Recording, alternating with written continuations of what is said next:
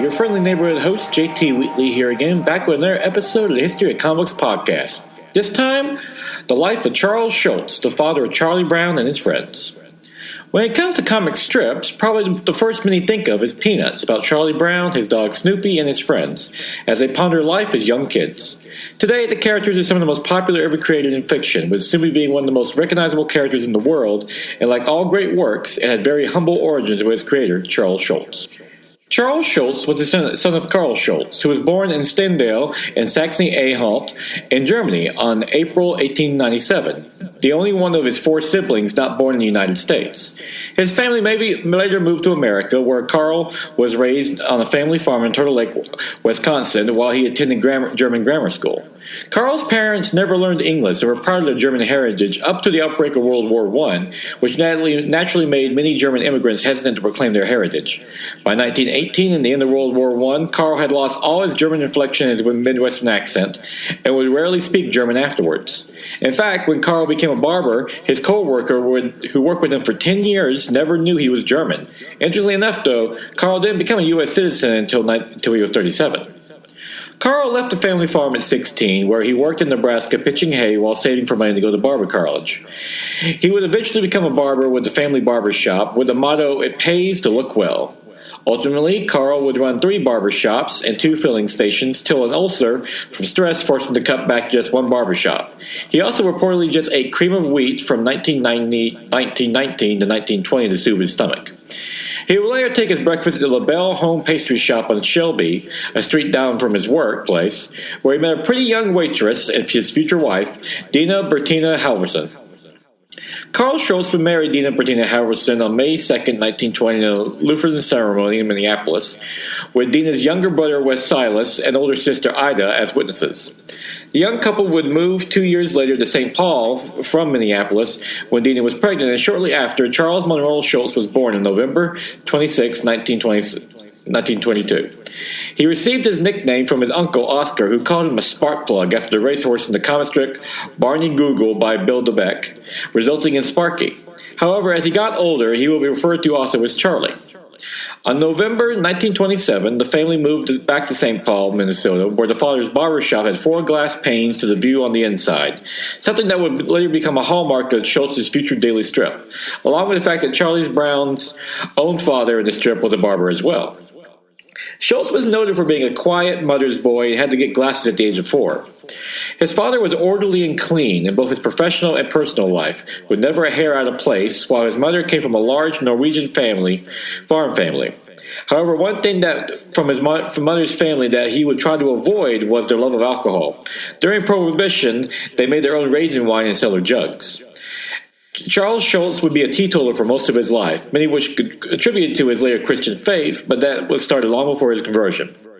However, he would always consider himself more Norwegian from his mother's side than German from his father's, probably as a consequence of his father denying his heritage later in life. His father, Karl, worked for 45 years straight without a single vacation, and his barber shop was considered a high-class joint. From 1928 onward, Karl Schultz was also served on the local and state Associated Master Barbers and Beauticians Board, which helped set the standards for the Minnesota barber regulations. More than a few of the Schultz contemporaries felt he should have been at least a state senator. His father followed the rules of art and science of barbering, which Charles would later apply in his own professional and personal life, though in a different profession altogether. The 10 simple rules were as follows. 1. Maintain a good posture. 2. Wear a cheerful countenance. 3. Constantly practice friendliness. 4. Speak distinctly. 5. Don't be overly inclined to give advice. 6. Don't be didactic or moralistic. 7. Be a good listener. A good listener asks leading questions. 8. Be essentially informal. 9. One's success in any avenue of life depends a great deal on his selling ability. And 10. Don't take yourself too seriously. His mother, Dina, kept a beautiful and spotless home, and when young Charles was still in kindergarten, met one of his first friends, Shermy Plyer, who was also an only child and would go by the nickname Shermy. Schultz enjoyed visiting Shermy's home, where he played the violin while classical music was always on in the background. Shermy's mother, Mary's favorite composer was Beethoven. At this age, Charles Schultz's parents gave him a blackboard with the alphabet along the top, and while he wasn't quite drawing yet, he did study his shapes and knew the ABCs pretty soon. His parents didn't know he would draw on the fog windows of streetcars with his fingers while writing, but his earliest known composition was in kindergarten, when his teacher handed out to the class big crayons and white butcher paper with instructions to draw whatever they thought of. Young Charles drew a man shoveling snow in Minnesota snowstorm while under a giant palm tree. Schultz was already demonstrating his ironic sense of humor, and his teacher was so impressed he proclaimed he would be an artist one day. Sometimes teachers actually know what they're talking about. In 1929, Carl's partner in the barber shop, Eric Carlson, moved away to North Dakota only to die of high fever at 36. Around the same time, Dina's sister died of tuberculosis, Ida Halverson Roberts, while her husband, a St. Paul policeman, was shot dead in the line of duty. Their son, who also contracted TB, was forced to move to California for the dry climate, having been adopted by his uncle, Monty Halverson. However, before reaching Long Beach, the original destination, the family instead settled in Needles off Route 66. Monty opened a barber shop on 125 Front Street and was soon writing enthusiastic letters to his whole family about his life there, along with offering Carl a share in the shop if he moved there as well. This provoked Carl to uproot his family and move to Needles, if only to save enough money to eventually move to Sacramento and open his own barber shop there. Carl sold his barber equipment for $100 and put the family in a 28 Ford, which was also included Sparky's Boston Bull Terrier Snooky, with a tent strapped on top of the car. In those days, there were not too many hotels, so road trips were essentially camping trips, hence the tent, and it would take a 2-week ride to get to Needles. As soon as the family arrived, Sparky immediately hated Needles, especially the heat, which at midnight was as high as 112 degrees and never dropped below 90. For a boy who grew up in the frigid Minnesota, it must have been especially a shock. There was only one child his age in the neighborhood, who was Shirley Russ, a willful young tomboy who reportedly Charlie sent to fetch his money for delivering Liberty magazines because he was too timid to get it himself, which she didn't herself torment him with a live sidewalker snake. With the money earned from the magazine, the kids bought the booklet How to Draw, which even Shirley noted Charles already had the knack for. Needles was where he first met his first crush, Marie Holland, with whom he was one of only 2 kids to make the honor roll at their school, which was proclaimed the December 6, 1929 edition of Needles Nugget. When the family eventually moved back to Minnesota, Charles never saw Marie again and reportedly would search for her his whole life. For decades, whenever he met someone from Needles, he would ask, "Did you know Marie Holland?" He was also part of his school's Christmas play, where he was mocked during his part of the spelling Merry Christmas, something that Schultz would later put to use in a plot for one of his greatest stories. Ultimately, Needles was an isolated town with little to do, and in the summer of 1931, the family moved back to Minnesota. Nevertheless, it would later inspire the strip stories of Spike, the desert-dwelling dog and brother of Snoopy in Needles. Back in Minnesota, Charles Schultz skipped the 4th grade at Richard Gordon's elementary school at the suggestion of Principal Mary Larkin, but as a result, he was shorter than his older classmates, putting him yet another burden on the self-conscious Schultz. He didn't make the safety patrol, something else Charlie Brown would have in common with him in the strip, and later excelled in penmanship, using the Palmer method introduced by A.N. Palmer in 1894 to combine the speed of cursive writing with the legibility of print. Both he and his fellow classmate, Louis Martin, were honored for it in the class with a pen and certificate, but would recall being snickered at by fellow classmates when they walked up to receive the reward. His drawing skills continued to improve, and Schultz wished to focus on it more and more, to the point where the one class he hated the most was music, as it replaced art class. In January of 1934, he and his fellow 7th graders were assigned to draw what they saw during Christmas. Naturally, most drew a skating pond, being in Minnesota, with a few drawing a black circle depicting a hole in the ice for ice fishing. However, Charles Schultz, to his teacher's amazement, drew a ragged hole hacked into 10 inches of ice, including an accurate depiction of it as a solid mass over just a reflective surface, something leagues ahead of artists older than him. He had another opportunity to demonstrate his artistic skills in his social studies class, where they were assigned to draw editorial cartoons. It drew praise from his teacher, Miss Lynn, but was disappointed when she handed his drawing to another student to ink. Schultz's frustrations with school made him question authority figures in general, who he often referred to as dumb. However, he would fail algebra, Latin, and English, something his parents failed to notice, and was forced to repeat to 8th grade. For high school, Charles Schultz went to Maria Stanford, which he would call jail due to its strict and harsh conditions. Schultz felt the school held back his artistic talent. which he was starting to hold in high regard. While Schultz would put a demeanor of having a lack of confidence, many that knew him understood he had strong grasping abilities along with a fierce competitive streak. His mother, Dina, tried to tamp down his ambition, believing it led to one of his family's many problems, the move to needles being an example, especially when combined with alcohol. However, it wouldn't deter young Charles, and since he wouldn't touch a drop as an adult, the combination never hurt his head. When he was out of school, Sparky enjoyed sitting in his father's chair at his barber shop where Carl would give his son haircuts. However, customers always took precedent, being in the middle of the Depression, to a point that Charles would be booted out of his seat mid-haircut, leaving him with awkward stylings until he could finish. However, some also noted Carl did this to his son on purpose, to put him in his place, as he didn't want him to develop a big head. While Carl had professional ambitions, he sometimes equated achievement with being egotistical and wanted to pass it on to his son. When Charles Schultz would eventually create a character with a big head in Charlie Brown, he would be notably routinely cut down for size by his family and friends because of it. On the radio, he enjoyed the show Amos and Andy with his family, one of the most popular shows at the time, centering on characters in the Harlem neighborhood of New York City.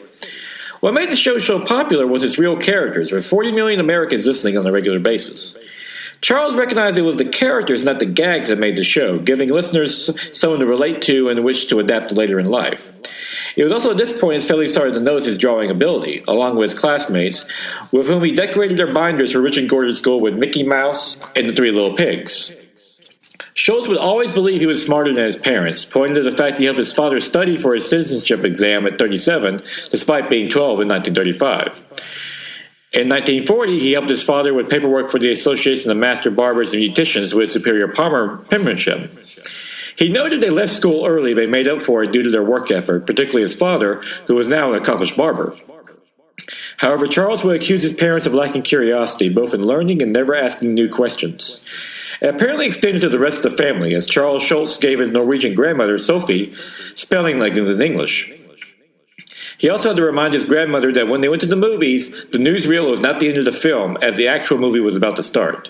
She would reply, "Yes, I know," with a commendable restraint, humoring her grandson's belief he was smarter than her. To expand his drawing skills, he discovered how to draw cartoons by Clara Briggs at age 11 when his mother took him to clothing shopping. The young Schultz immediately became entranced with drawing styles and cartoons in general, which detailed the essentials of cartooning through Briggs' long-running series When a Feller Needs a Friend, which depicted small-town incidents of good-hearted boys subjected to life's pains and embarrassments. For example, when a boy has to use his little sister's sled as mock for it. There was an undercurrent of sadness in the series, something that Schultz would later implement in his own strip one day. However, Schultz couldn't afford art supplies until he made money as a grocery store clerk, earning $9 a week. With his earnings, he bought a Bristol board, Higgins Indian ink, and Kraft Ent double toe. Still, with limited funds, Schultz used cardboard and unused scrap paper, imitating comic strips from the paper. Of these strips, Schultz especially liked Lemmy Lung's Tim Tyler's Luck, along with Buck Rogers in the 21st Century A.D. by John Dilly and Richard Collins. He also studied Elise Chrysler Seeger's Thimble Theater, along with comic books, famous funnies, and action comics. Schultz thought he had a chance to put his studies to the test when in the 9th grade, Mario Sanford Junior High School put out a contest for free tickets to a local ice show for whoever made the best poster to advertise for it.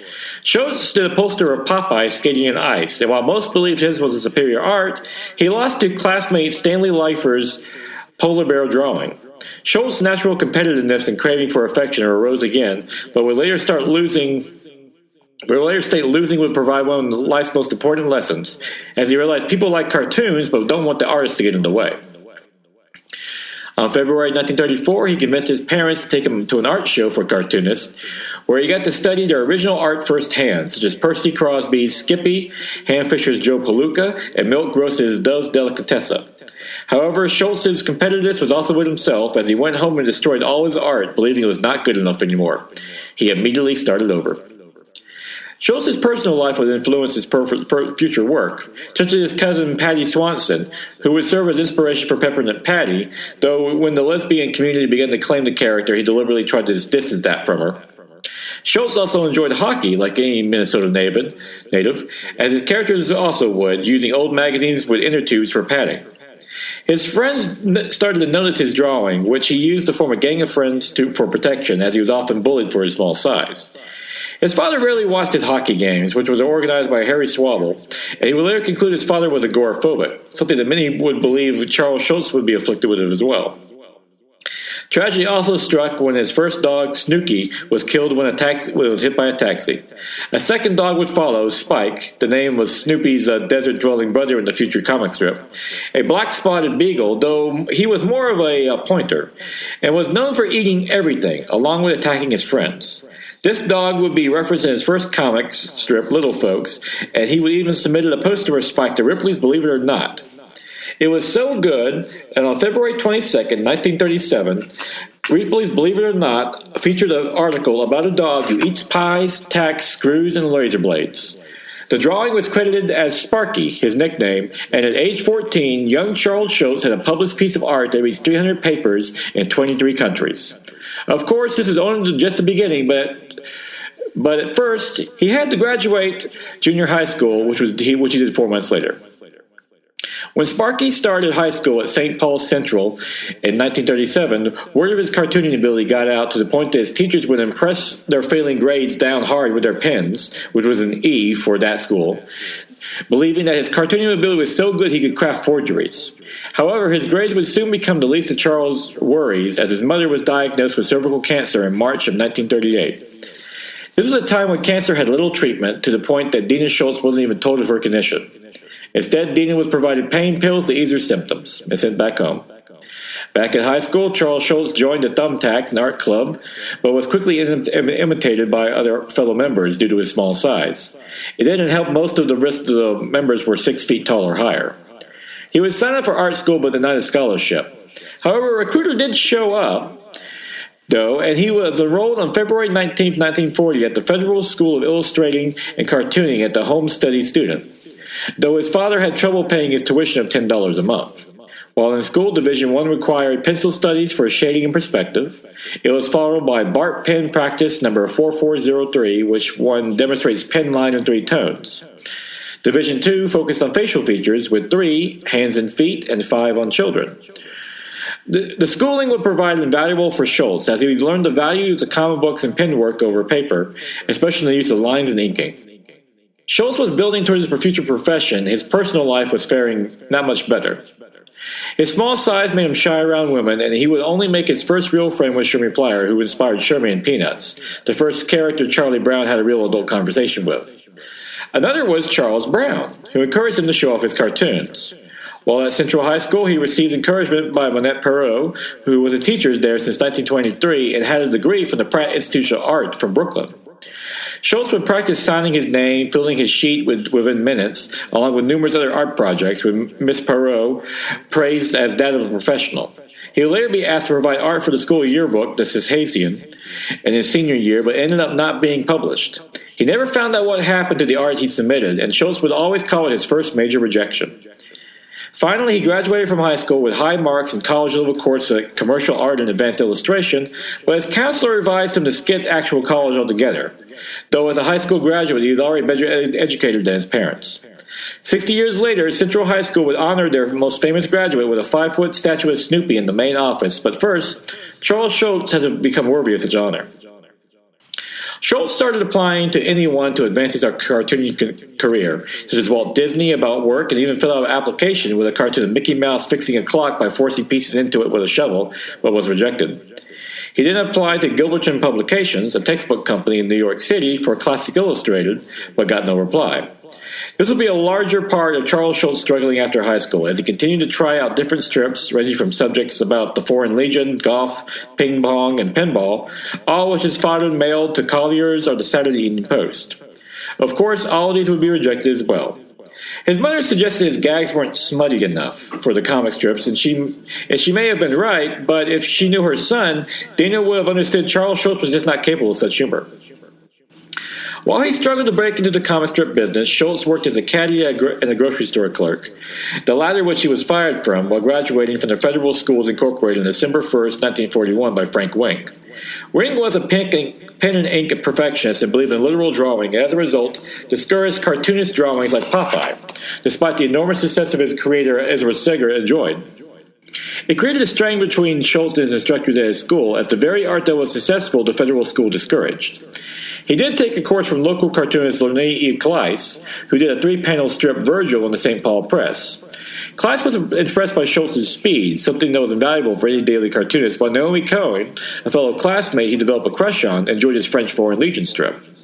Nevertheless, Schultz still struggled to find work in the comic strip business, going so far as to list himself in the St. Paul directly as an artist, but to no avail. Even during his day jobs, such as working as a delivery boy, he used it as an opportunity to study buildings for a new adventure strip he was developing, modeled after Roy Crane's Wash Tubs and Captain Easy. He especially admired the buildings of the St. Paul Dispatch and Pioneer Press. Finally, Schultz thought he had his breakthrough when he was hired at the Guild Letter Service, only to discover he was just to work as a janitor. With the money from this new job, though, he subscribed to Collars, Collette's, its Wits, and he would later work at the Northwest Printing and Binding, but soon all that would be put on hold when World War II broke out. On November 28, 1942, Charles Schultz was drafted in the U.S. Army with instructions to report to Fort Snelling on the other side of the Mississippi River. All the while, his mother was succumbing to cancer and realized the doctors had deceived her for her own good. In one of their last conversations, Dina mentioned to her son that if she ever got another dog, she wanted him to name him Snoopy. This was a take on Snoopy, spelled S-U-S-N-U-P-I, a Norwegian term of endearment, something a mother would call her young child. Sadly, Dina Schultz would not live to see just whether her son had plans for Snoopy, and how that name would one day become one of the most recognizable on the planet, as she died on March 1st, 1943, at the age of 50. After her death, Schultz reported for duty for the U.S. Army, where he trained at Camp Campbell on the Kentucky-Tennessee border.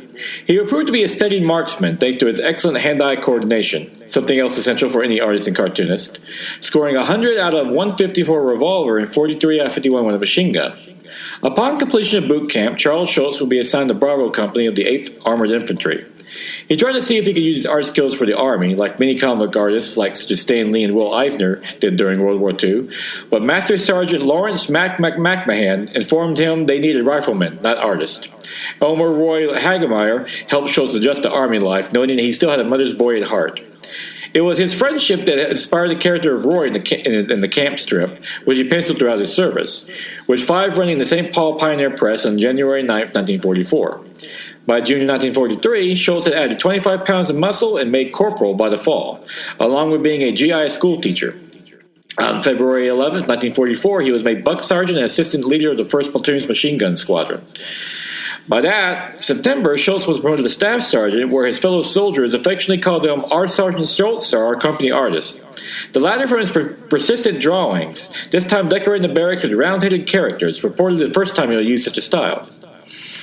Schultz was a full-time professional soldier now, being assigned to Bravo Company's Information Non-Commissioned Officer, part of the 20th Armored Division, where he studied infantry attacks by Irvin Rommel. At one point, Schultz, like the rest of his fellow soldiers he was training with, was so gung-ho they were afraid they would miss the war. That wasn't the only thing that worried Staff Sergeant Charles Schultz, as his father, Carl, had begun dating again, to a woman named Annabelle Victoria Anderson. While it was understandable his father would move on eventually after his wife's death, and Sparky even expressed gratitude to her for the wonderful things he did for his father, his friends knew Sparky was crushed his father was moving on, being the mother's boy that he was. However, that would soon be the least of his worries, as he had a war to fight. On February 5, 1945, Schultz and his Army unit were shipped aboard the U.S. Army Transport Brazil out of Boston Harbor. It would be the first time he ever saw the ocean. The ocean voyage lasted for 13 days, as the route was designed to avoid U-boats, before they finally landed on Lahores on February 18th. As the orientation non-commissioned officer, Schultz was tasked with carrying long tubes and mats as they marched across France and Belgium, where the current veterans mocked them for finally showing up. On April 11th, they were attached to the 9th Tank Battalion, and by nightfall they were on the Rhine, putting them in Germany the next day. There, Schultz witnessed firsthand the ruins of the country, and on April 29th was hit by resistance fire, so they burnt the village down in response.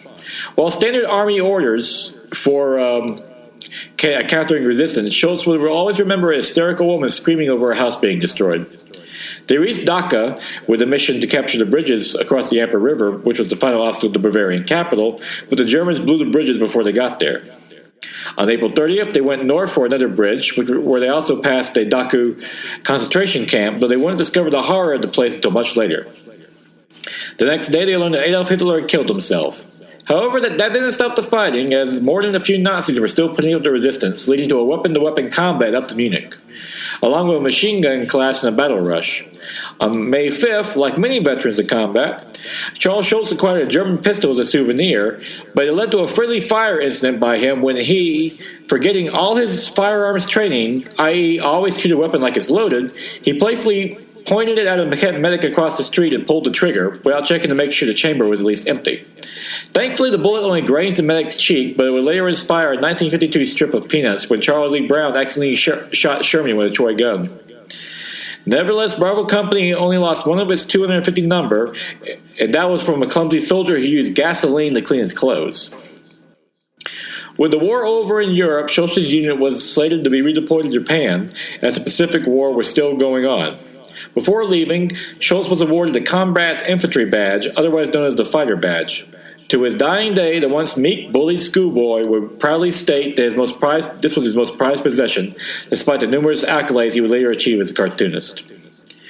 For Schultz, being a foot soldier was the greatest thing he ever achieved. This was further reflected in Peanuts when, starting on Veterans Day of 1969, Snoopy would dress up in an army outfit and visit the legendary cartoonist and fellow World War II veteran Bill Mauldin, where they would drink root beers and trade war stories. Schultz would tell 17 such stories, along with paying tribute to Rosie the Riveter, the cultural icon of women working during World War II in 1976, and Ernie Ply, the Pulitzer Prize-winning World War II journalist in 1997 and 1999. On July 27th, he returned home from a 30-day furlough, but on August 2nd, news of the Hiroshima bombing made it to America. It soon became apparent he won't be going to Japan after all. He found his homecoming a bit of a letdown, but felt like more of a man due to his service, though his demeanor would soon be lost after a while. The St. Paul Daily News did feature him in an article playing Soldier Home on Visit, his comic strip plans. He had two of his cartoons, one maintaining officer's gear and the other spoofing confusion in Germany. Back home, he courted Virginia Hawley, but was then sent to Camp McCoy, Wisconsin on September 16, 1945, on board the St. Paul Union Depot to finish out his enlistment. He was later transferred to Camp Cook, where he received the word that his dog Spike had to be put down. With his Army career winding down, Schultz was sent to focus on being a cartoonist once again. He was encouraged by the success of other cartoonists, as Chick Young's Blondie strip, which made up $300,000 a year, the equivalent of nearly $2 million a day. Considering Schultz's Army salary was $2,000 a year, that looked very promising. He submitted 3 strips to William Randolph Hearst's King Feature Syndicate in February: a war episode of GIs, a fantasy about brownies, and a jungle adventure. At the same time, Schultz started to publish freelance as well, despite being told not to. He applied to Walt Disney again, only to once again be rejected. He also decided to further his knowledge in cartooning, using the GI Bill to apply to the Minnesota Institute of Art. In his spare time, Schultz started to sketch more round-headed figures, perfecting his new style. With his professional life moving forward, Charles Schultz made a change in his personal life when he joined the Church of God. Founded in 1881 by Daniel Sidney Warner, it was distinctive for having no formal membership and adhering only to the Bible, while allowing for theological diversity and dialogue among its members. His father Carl previously attended after Dina's death, as did many World War II veterans. Charles would later join. It would soon become a major aspect of his life, as it featured no defining style or tradition and accepted all Christian believers. Back in his quest to become a cartoonist, Frank Wayne discouraged the GI strip, reasoning that people were tired of war after World War II. An accurate assessment, since the romance genre quickly replaced war comics at this time. Soon he took over as an instructor at the educational department at the Art Institute, when the previous one went on vacation. He reported for duty on July 11, 1946, where he was tasked with reviewing and grading home student practice lessons, or overlaying them with red pencils over the compositions to show improvements. By August, he was a full-time instructor at $32 a week, with his first paycheck going to his first professional drawing board. Meanwhile, he also worked with Roman Baltz on the Timeless Topics magazine, where he got to draw his Is This a Tomorrow?, a dire prophecy about communist takeover. On February 1947, Baltz published Schultz's Just Keep Laughing, which featured a grin and bear it on his mother's birthday. Schultz was also moved by Brother Forbes of Church of God and started providing cartoons for the church's youth magazine. Then Sparky's Little Folks, the prototype for Peanuts, was published on June 8, 1947 in the Minnesota Star-Tribune, later to be sent to the St. Paul Pioneer Press and Dispatch. A weekly one-panel gag strip about a recurring set of children characters, including one named Charlie Brown, along with a dog that resembled Snoopy. However, it also featured adults who would never appear in Peanuts. At the time, Charles Schultz had no plans of doing this strip full-time, but originally did it because it was what sold at the time. And we will leave you there for now, but join me again next week. We'll be continuing as Charles Schultz sees his professional truly ascend, and Peanuts is finally born.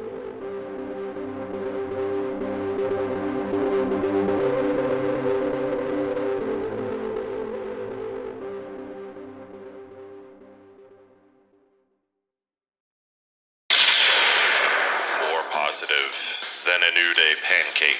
More fun than a super kick party. It's the wrestling podcast from the host, who is the hammer swinging, burrito eating, well, you know the rest, of Thunder Talk. Sexy. It's the Ring of Thunder, found in the Thunderverse and among the great podcasts of the ESO Network. And now is January 2nd, 2025. Time for Favorite Comic of the Week.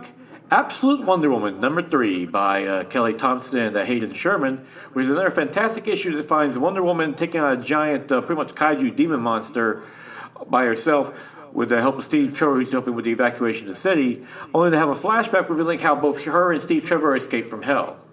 This is once again another shining example of what makes this new Absolute line so great, is that it takes these classic characters in new, exciting directions, but are still instantly familiar. I mean, Diana, even though she has a different kind of lasso, she's kind of different origin and character, she's still the same Diana Wonder Woman who loves Steve Trevor, is willing to fight these impossible odds to protect the innocent and so forth, and is truly just a flat-out badass. Just easily one of the most awesome DC characters ever, and comic book characters in general, and this issue is a great highlight, and it's perfectly matched by Hayden Sherman's gorgeous art, which almost has a Greek art look to it, which is perfect for the character's origins, and also the depicting of like her awesome battles, and also the depiction of hell in general. Just great art, great storytelling, and another classic Wonder Woman character makes her first appearance in this Absolute universe, so just a great read in general, just another, like I said, a shining example of what makes the Absolute line great. Definitely worth checking out. This is killing it. And great read in general.